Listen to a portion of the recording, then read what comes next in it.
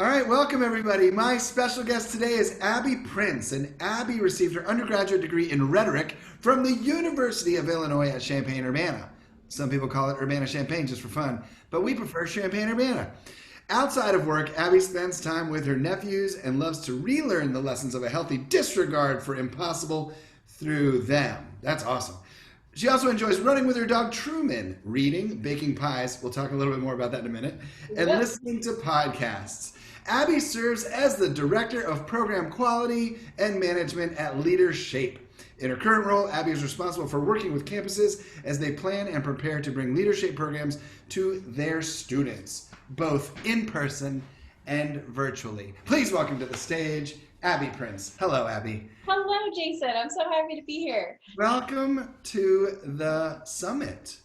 This Thank is you. awesome. It's really nice to have you here. I'm excited about all that you've been doing because your first virtual event, your first virtual program was actually a few years ago or 2 years ago when you created the classes. So now, what were you thinking in that time uh, about why were you creating virtual classes 2 years ago? Yeah, so a couple years ago, so every year we pull together our co-lead facilitators, those folks that facilitate our institute program, which is a 4 or 6 day immersive program for about 60 students. And we pull those facilitators together every year to teach them more about the new curriculum that we've rolled out for that program to help them hone their facilitation work that they do so that they can help build community with the new facilitators that have joined that community. And Mhm. traditionally we do that over 2 or 3 days in Chicago in in March or April as the new curriculum is getting ready to roll out. But a couple years ago, we were just kind of looking at finances and we looked at kind of the state of the world and we're like, you know what? We can do this virtually, like that technology exists, and that could be a big cost savings for all of us. It could be less time that these facilitators need to take away from their work and from their families to travel to Chicago to do that because these folks are coming from mostly all over the country, but in some cases internationally. And so Yeah. that virtual experience made the most sense to us at that time. One of the things that I've talked to you about in the past is your focus on resiliency training. And right now, I think it would be really helpful to share some of the pointers. So please share some resiliency with me. I would be glad to. I feel like I could talk about this topic all day, and I have before. So, in the past, our program of resilience was a full day, 6 hour workshop that we went to campuses and we met with students and we met with faculty and staff and we talked about your resiliency and the ways in which you can face adversity and come back stronger. We need resiliency more and more in our lives, I feel like, because this stress that we have, it's not going anywhere. And in Yeah. most cases, it's only increasing. And I think that we are all seeing the ways that we're blowing up at our partners, or we're getting mad at our kids, or Right. we're being Right. really angry with ourselves for little things. And it's because we don't know where that pressure valve is for us to kind of release that pressure, release that stress. Right. I know for me, when I first was at LeaderShape and I was learning about resilience, I was also going through a cancer diagnosis and treatment. And so, whew, I felt like I was really thrown into the fire to need to learn about resiliency because as a recovering control freak, I wanted to be the one in charge of all the information, all the appointments, and all that was happening. And I didn't have all the answers. I needed to Right. rely on other people to help me with that. And it wasn't going to help me to be all spun up and anxious about all these appointments. So learning about resiliency, practicing the tools of resiliency have Right. helped me so much. And I want other people to have those skills as well. I mean, are there tools that you could teach me right now? Like, if I think about being resilient Mhm. in my mind, I'm thinking about like a pine tree in the wind, right? It's gonna Yeah. bend. It's gonna like or like a penguin and it's the water flows off of the penguin, right? So is that sort of like not internalizing things? Is it learning to keep things in perspective? What are some tools that you can teach me now? These are great metaphors, Jason. Honestly, I think that trees in particular, there are so many examples in nature that are such wonderful examples of how can we bend but not break in the face of storms and adversity. And Mhm. then how can we stay upright and rooted in our values so that whenever life storms hit us, we're able to make decisions and react from the place of our thinking about our core values. So one tip I would offer you is spend more time in nature. There's something about being outside and paying attention to the trees around us, to the flowers around us, and taking note of them. We might walk past a tree every day and never really notice it, but stop and take a look at it and see the leaves that are on it and see how they're growing and changing and moving around. In those couple of minutes, your breathing might slow down a little bit. Those deep breaths that you take while you do that, I don't know if you know this, but they will activate this parasympathetic nerve system, and it just injects all this oxygen into your brain and helps you just calm down a little bit. Oh, wow. So that just in that action, just me going outside and being with nature, like looking at a plant, looking at a tree, and breathing is going to change the chemistry in my brain. Yes. That's awesome. Okay, I'll see you in a minute. Okay. No, really. Okay, so that's amazing. That's a tool that we all have access to. Yes, right? exactly. I mean, could it work? I mean, could it work if I have a potted plant also in my home? Absolutely. Right, and that's going to change my brain chemistry. Mm-hmm. That's so cool. Isn't that great? It's amazing. That is really neat to think about. Wow. I mean, so I would encourage everyone to get a plant in their office, right? Yeah, absolutely. Having green space around us is so important. How interesting. Huh. I learned something today. And this is funny coming from a guy who's a camp counselor and, you know, You spent a lot of time outside. I spent a lot of time outside. I didn't know that every moment was making me, well, I guess I felt it, and that's why I kept going outside, right? I don't know. Well, I will offer this too for our friends that might be in urban environments or they don't have green spaces near them, that you can also pay attention to something that's on your desk. If you've got something around you, maybe it's a picture of a loved one, paying attention, looking at that thing and noticing something in that picture or in that on the phone that's at your desk or in the calendar that might be nearby you. Even taking those moments to just take a couple of deep breaths while you notice those things a little bit differently can really be helpful. Right. Okay, so being mindful, being present. Yes. I think it's hard because everybody is spending a lot of time here, and we're getting emails and we're getting updates and we're getting, you know, we're at work and but your advice to us is to, I'm guessing, to close the computer or turn the screen off and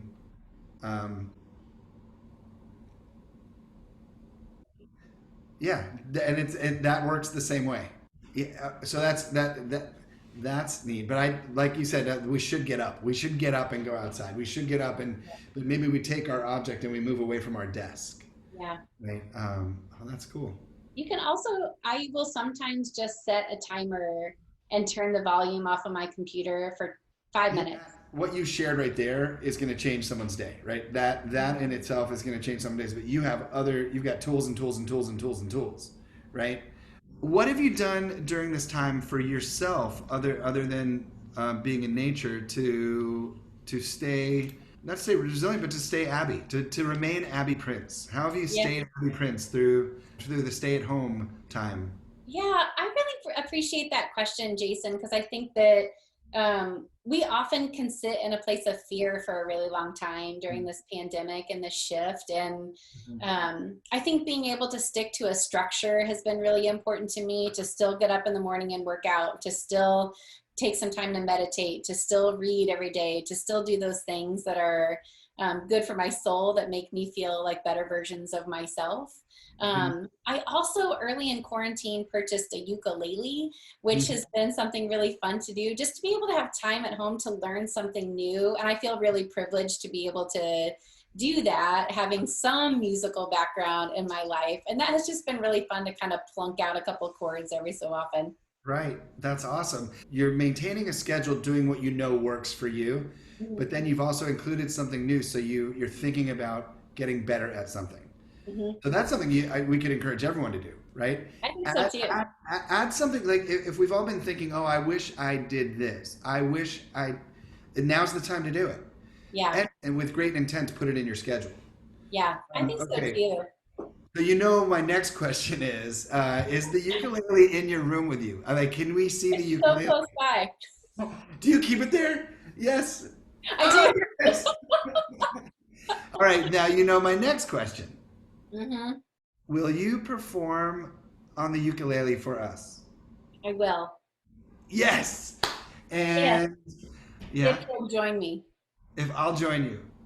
I see you have a stringed I instrument. do have a stringed instrument. All right. What are the chords? I'll play with you. If do you, did you know the names of the chords? I do. Oh yeah. Okay. We're good. I know Okay. C. Uh huh. I know G. I Okay. know A minor. Okay. F. All right. Oh, I know those. I know those. Okay. Hey, so here's the thing. So everybody watching this, forgive the digital delay of Zoom. Right? We know that it's not going to be perfect, but this is our first show together. Yeah. Right? All right. So when did you pick up the ukulele? Early April.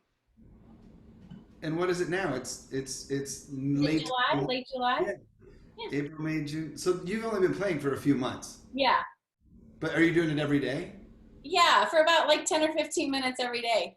That is so cool. All right. You start. I'll join in. C, Okay. D, A minor, F. C, Okay. G, A minor. Are you singing too? If you want to.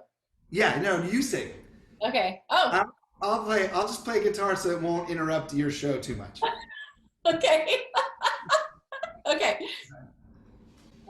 Open up your mind and see like me. Open up your Yes. eyes and you're free. Look into your heart and your mind. Love, love, love, love.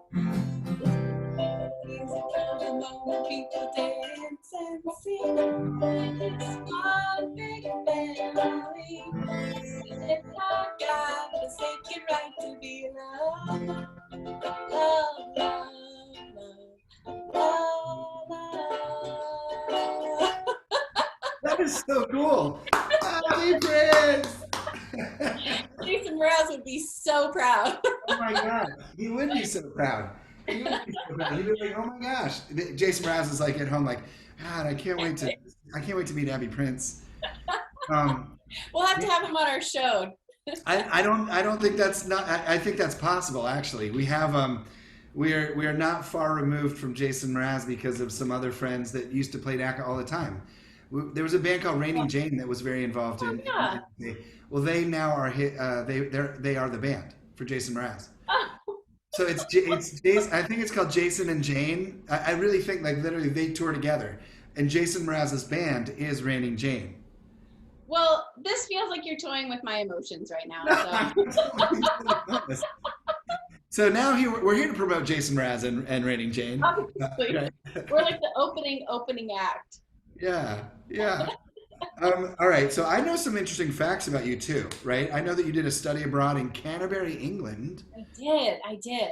And were you in high school? Were you in I was college? in college. It was a semester in college in the fall, which was a great place to be. A great Right. time to be in England is in the fall when everything is crisp and cool and wet and damp, Uh-huh. which is really nice. Yeah, yeah. And you went from Illinois to England and then back to Illinois. I mean, do you remember one specific thing that you learned that semester when you were there that you're like, I love this? No, it's cultural. I'm talking cultural question. What you loved about the way that the English people did something that you Yeah. wanted, that you incorporated into your life when you came back? Yeah, that's a really great question. One thing that I really love is afternoon tea. I think just Mm, being able to get together to eat cute little food is really important. right. It's so delightful.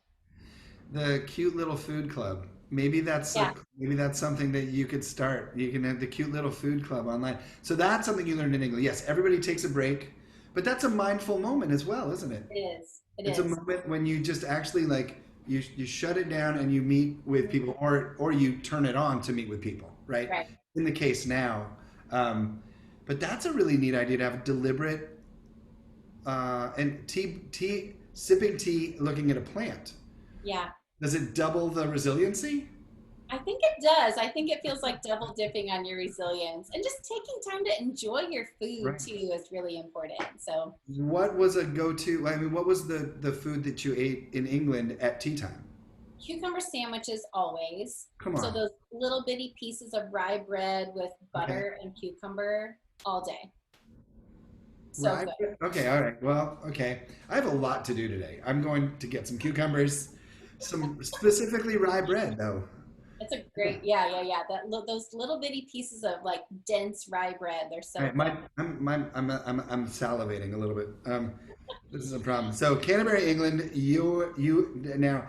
Tea time was the thing you brought back from England with you. I know some other things about you. I know that you like I have notes. 'Cause I did my due diligence. You work part time in a pie shop? I do. Some good friends of mine in the neighboring town Yeah, yeah. started a pie shop 3 years ago, and I love to bake, and so I offered my assistance, and they're like, "Yeah, you work here now. Come on in." That's So, awesome. yeah, Which leads me to the other exciting thing that we're going to announce. We're going to debut it today. We're going to debut it on this call. That we talked about this before. That you are going to have an online cooking series, yeah, I right? am. And Yeah, so we toyed with the idea of a name today earlier in our yeah. Do you want to reveal it? Should we just say it? Should we just say it? we should just say it. Just say it. Okay. What is it? We talked about Prince of Pies. Yeah, the Prince of Pies, cooking Yeah. with Abby Prince. The Prince of Pies, cooking with Abby Prince, and it's going to be a YouTube channel, and you're going to be in your kitchen, and you're Mhm. just going to be teaching us how to make things because you work in a pie shop, you know Yep. how to make cucumber sandwiches, Yeah.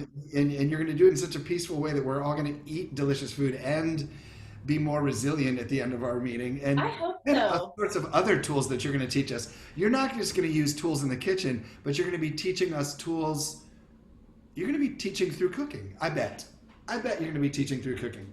I think I will. That's going to be fun. Wow. So there's actually a lot of fun facts about you. You started an animal rescue. I did.